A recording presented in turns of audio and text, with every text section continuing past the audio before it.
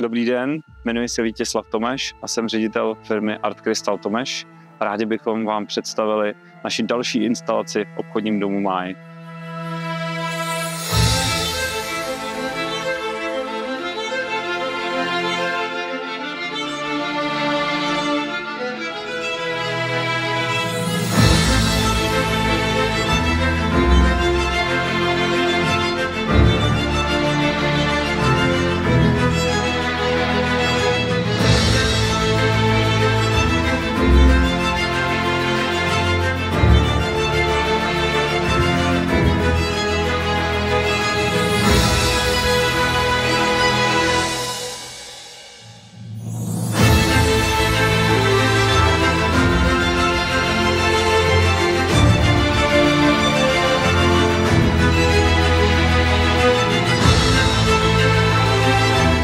Na projektu jsme pracovali intenzivně přes rok a půl a nyní budovy obchodního domu Máj svítí přes 300 křišťálových lustrů a svítidel od naší firmy.